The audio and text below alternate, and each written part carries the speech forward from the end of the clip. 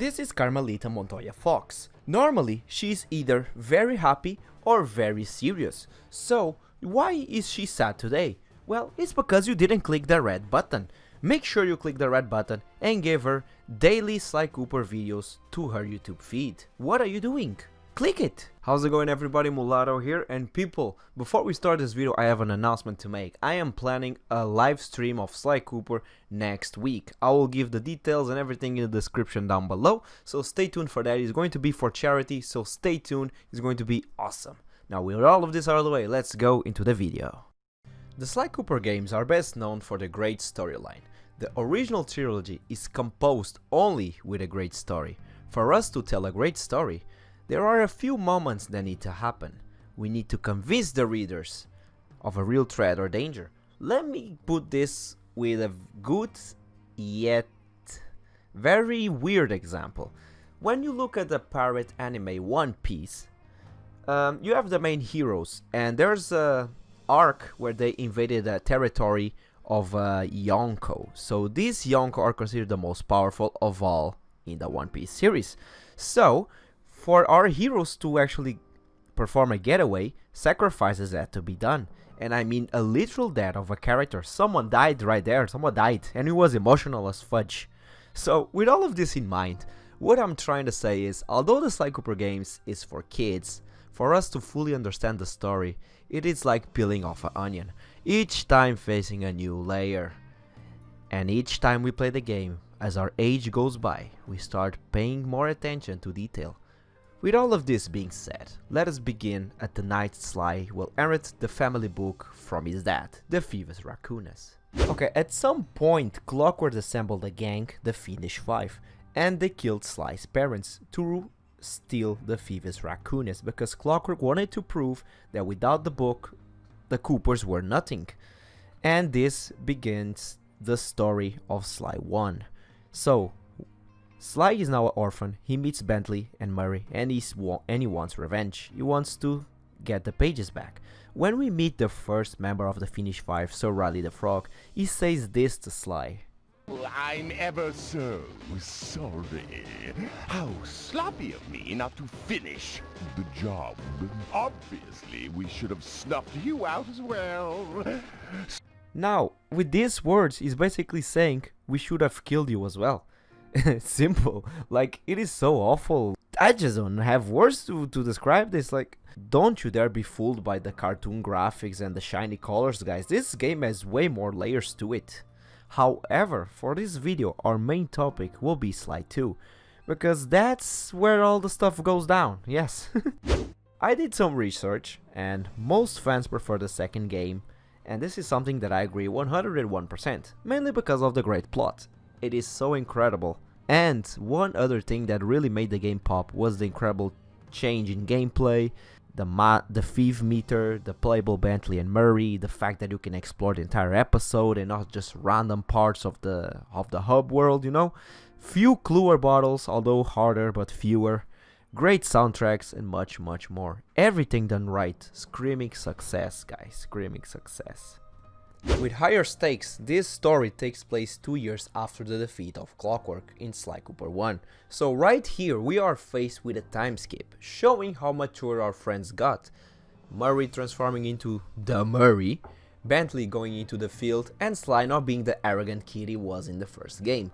So with all of this in mind, this game taught us something extraordinary that the first didn't. Friendship. You know the old saying, if you can't count on a friend to bust you out of jail, what kind of a friend are they?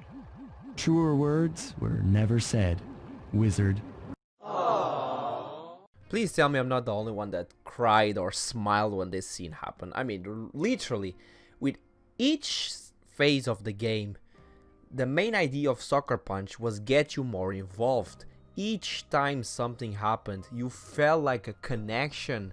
You have this feeling, you know, the player, you have the feeling that you are inside the gang and you are really experiencing this adventure firsthand. But resuming to our story, Clockwerk parts are missing, and from this day, I don't know why they put an international criminal in a museum, but okay, still. We are introduced to a new cop, And yes, this was a great idea at the time, because Interpol in real life is something big. It is ridiculous only having Carmelita after a master thief like Sly. Of course we could argue that in Sly 1 he was a rookie, but this is a 2-year time skip. He should be decent now, no? And there is something actually interesting. This new cop helps the crew defeating Rajan and Dimitri. However, when life gives you everything, life always takes it away. So we are used throughout SLY2 using only Murray and Sly because he's the main character. However, we don't use too much Bentley, so life decides, let's remove them from the arsenal. And yes, Neela betrayed us. And yeah, that was a nice episode. I can't believe it! That double-crossing cockney! You think that SLY2 is perfect, and it is perfect. However, there is a dark truth behind Sly Cooper 2, and maybe this is why you think the story is so perfect, because of something that they don't actually say it, but is implied. We have the deaths, the drugs, the manipulation. Wait, the drugs? Yes, there are drugs in Sly Cooper 2 Band of Thieves, and going all the way back to the first chapter in Paris, Dimitri's nightclub. So let's go a little bit back. How does this drug appear? Well, the drug in this case is the spices, illegal spices. Now, when I was playing the game as a 10-year-old, not ever in my mind I was thinking illegal spices was drugs. However, when you look at Murray in the prison doing this weird behavior, now that I'm 24 years old, I can clearly see that this is drug use. Now, yes, this is considered a kid's game, but there are drugs implied. And what I mean by these drugs? Well, Rajan produces these spices in a jungle, away from society, with illegal things, and he ships them with Jean Bison's trains. They go all the way to the prison and to Paris. So this was all Arpeggio's plan, because he wanted to use Paris as the main location for the showdown with the Clockwerk lights.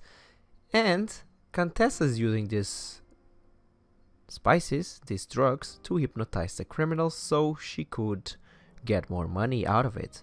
And Dimitri's role in all of this is just to give the spices, the drugs, and it's a nightclub, so what can you expect in a nightclub? A lot of drugs, that is. And yeah, a drug could get you in a state of mind that affects your body and your psychological health, but it can also not be dangerous. Now, you have the dangerous drugs and you have just the regular screw you up drugs, and it could leave you completely dependent. You will need it every single time. It could screw up your relationships, either loved or friends. It could mess you up. This will decrease your psychological health.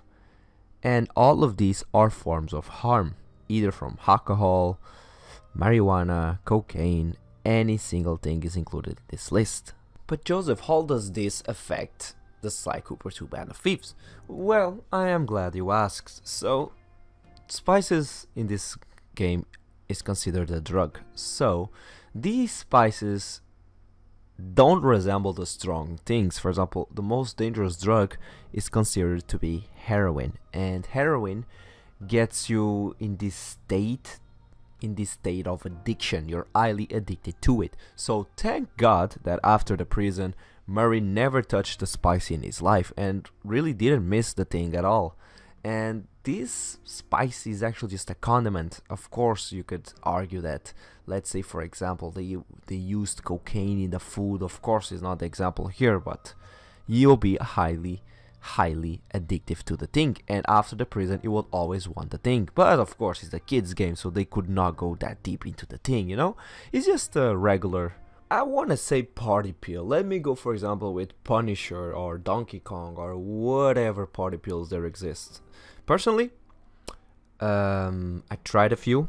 Unfortunately, I did try a few, and going through the effects and the stages of the thing, it kind of reminds me of Murray, really. But the main thing that happens is you get with this adrenaline boost, you know, you're very agitated. And it's basically what is happening with Murray in this cutscene from SLY2.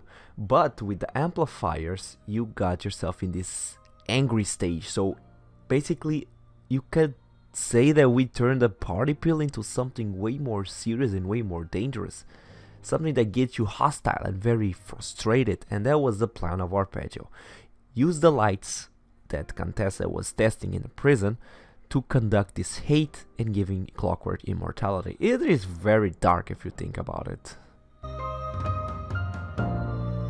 Alright guys, with this all out of the way, we conclude today's video. By no means I'm telling you guys to try this stuff. This was only for educational purposes and not to promote anything at all. Please don't try this. And if you already did, why not leave your thoughts and ideas in the comments down below. Tell me, what was your experience with this? I don't want to go too much in depth, at least talking, because people are listening.